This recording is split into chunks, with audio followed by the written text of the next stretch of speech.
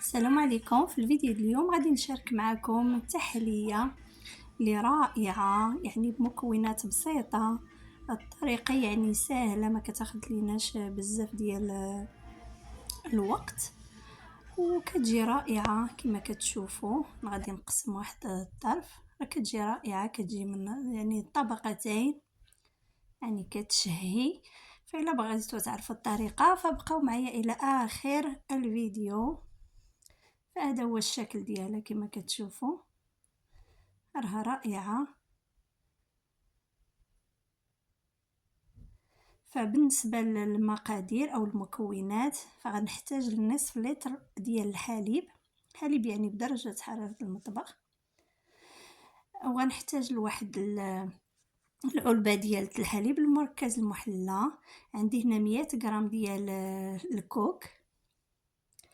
وغادي نحتاج لثلاثة الحبات ديال البيض درجة حرارة المطبخ. عندي هنا واحد حكيت القليل من القشر ديال الحامض.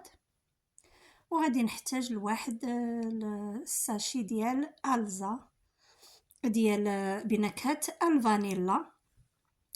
ناخذ واحد الإناء غادي نوضع فيه الحليب، وغادي نضيف الحليب المركز المحلى، يعني هذا الحك المتوسط الحجم.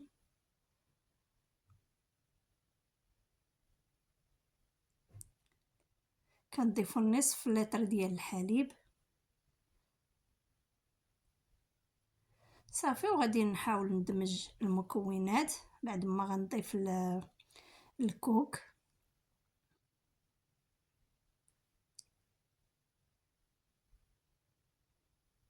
صافي كنحركو يعني حتى كتندمج ليا المكونات.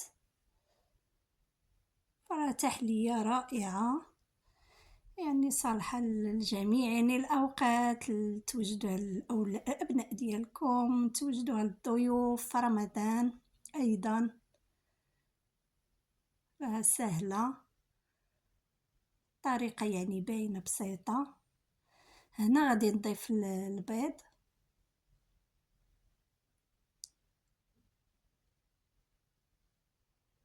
وغادي نعاود ندمج.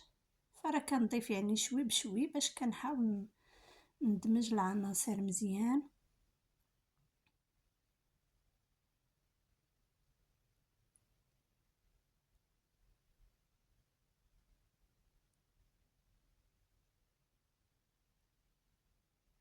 هنايا غادي نضيف هادوك القشور ديال الحامض، راه كيعطيوها واحد النكهة رائعة.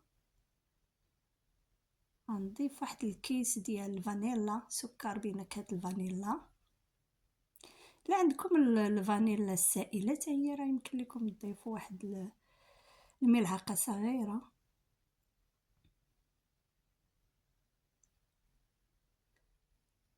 صافي هنايا كنخلط المكونات مزيان، غادي نخليه يرتاح واحد الدقيقة، وغادي ندوزو باش نصايبو هنايا السكر. بالنسبة للسكر عندي واحد 80 غرام ديال السكر. غادي نوضعها في واحد المقلاة اللي ما كتلصقش على نار هادئة يعني، وغادي نخليوها ما غاديش نقيسوها، كنخليوها هكاك حتى كتبقى كتذوب على هاد الشكل هذا. صافي كتذوب راسها، يعني السكر كيذوب عاد باش كنبدا كنخلط باش يذوب داك السكر اللي باقي ما دايبش. واحد الملعقة ديال الخشب صافي. ما تخليوش يعني فوق النار بزاف باش ما يوليش السكر مر. غير كيبان ليا السكر داب صافي كنحيد. هنايا خديت واحد الانيه زجاجيه اللي غتدخل ليا للفرن، كنوضع فيه هاد الخليط ديال السكر.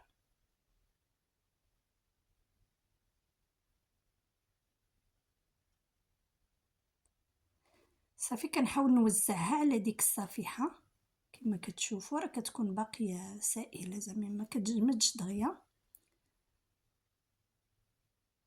وراه كتعاود تذوب. هاد السكر فاش كندخلوه للفرن باقي غادي يذوب. يعني ما كيكونش جامد.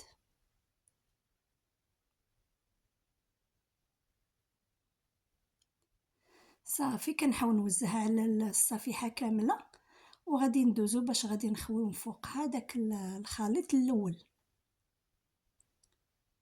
اللي صايبنا. كنعاود نحرك، يعني كنخلط وكنخويه كامل على هاد الشكل. في هاد الاثناء غادي نكون مسخنه الفرن على درجه حراره 180.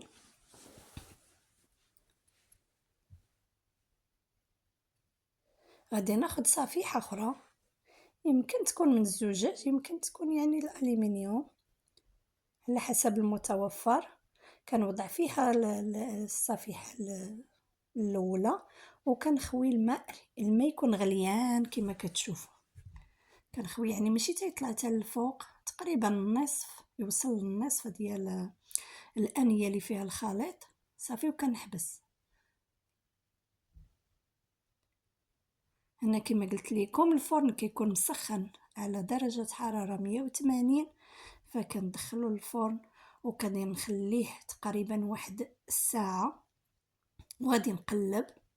بعد مرور يعني ساعه نقلب، صافي كيبان ليا بانه طاب بحال الكيك، يعني كنقلبوها بحال فاش كنقلبوا الكيك.